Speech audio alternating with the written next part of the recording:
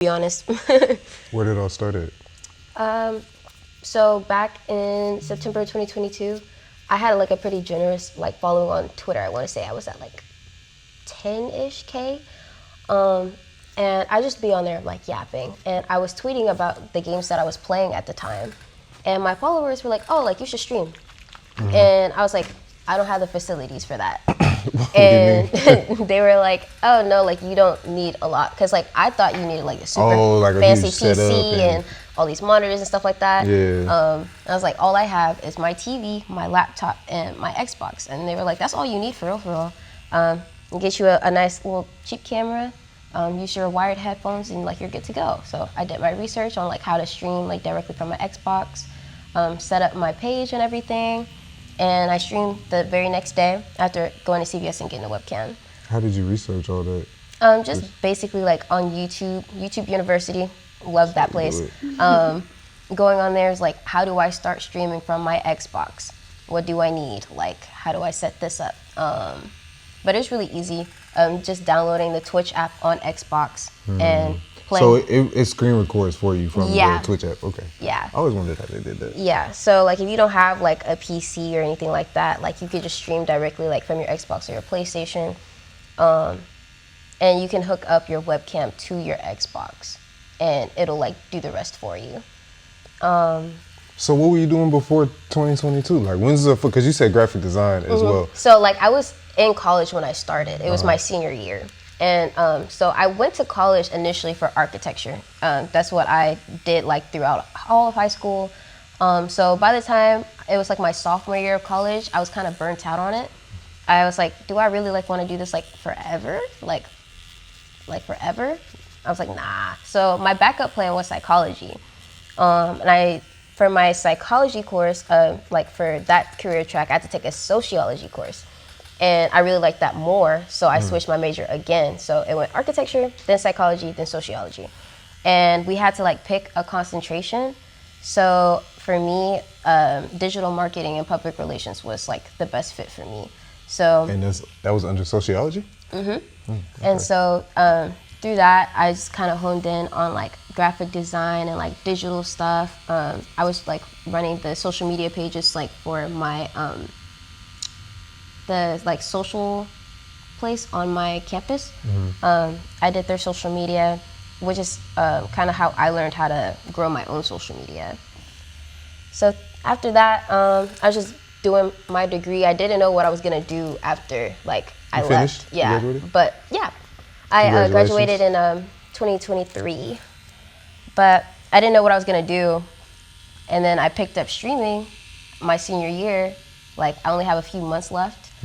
And I was like, this is low-key kind of fun. What if I just did this?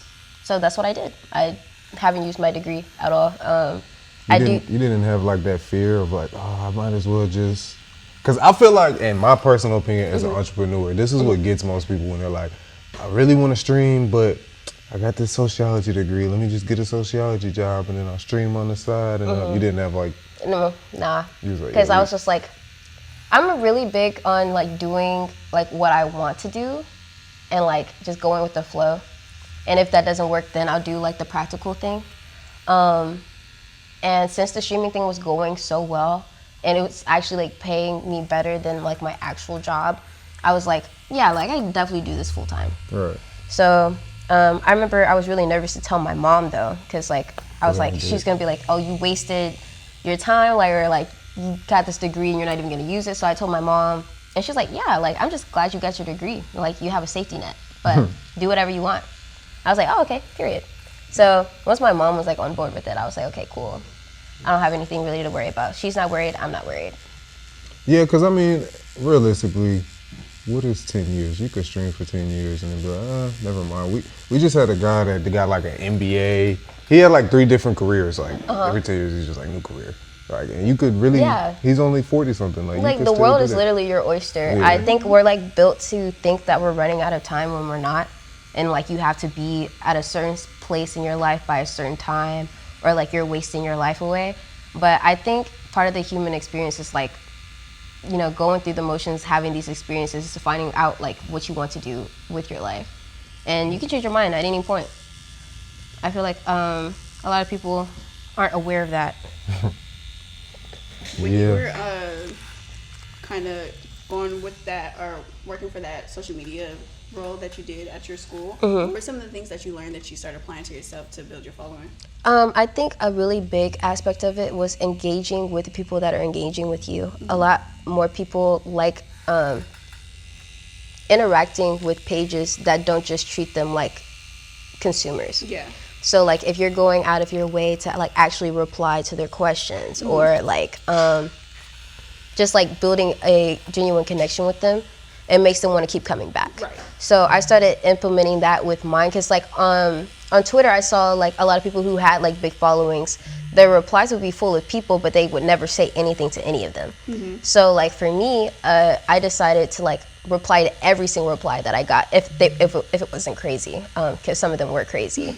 And through that, like people used to point out, well, they still do, like, oh, like I really appreciate you taking the time to reply. And that makes people want to support you more.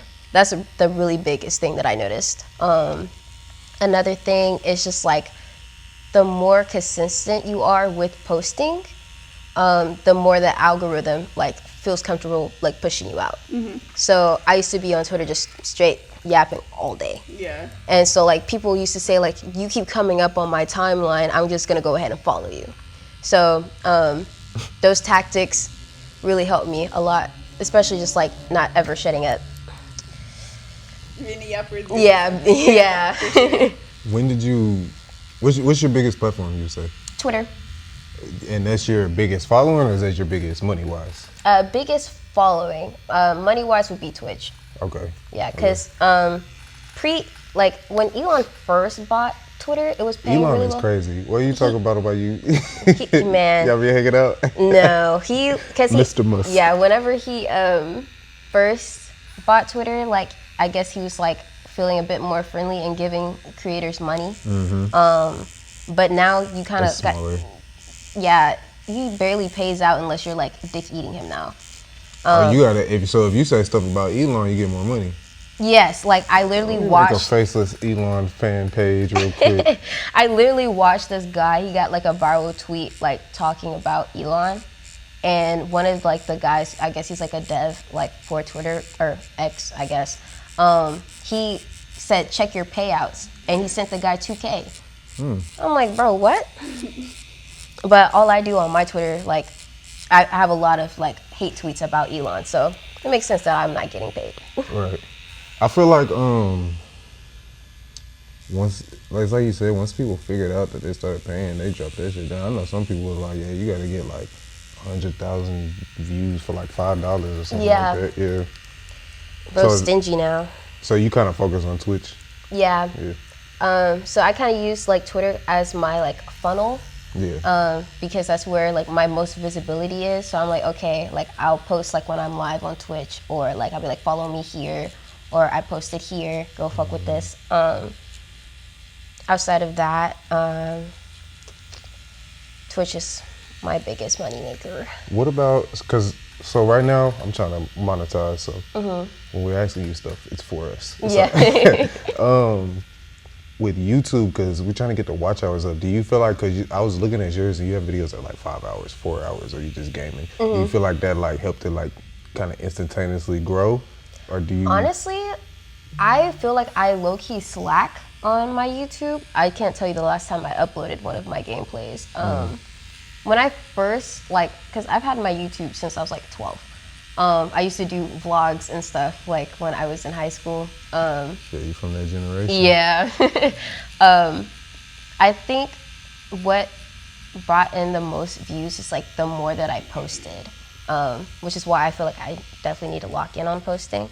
When it comes to like retaining it, like because a lot of people's attention spans are like awful. I just try to make it as entertaining as possible throughout. There's this one creator that I follow, his name's Tony, and rather than having like actual regular ads on his videos that are long, he puts like old ones like from the 2000s. Ooh, that's hard. Yeah, and it's always so funny because like Hey Tony, I'm taking your shit, buddy. Yeah, he does that, and it's like, oh shit, like I remember this commercial like from way back, and that makes people want to like keep watching. I wonder where does he steal those from? Honestly, I don't know, but I've never seen anybody else do that before. We'll figure it out. Don't worry. Right after you say honestly, that, I don't know. A commercial from the 50s. Maybe.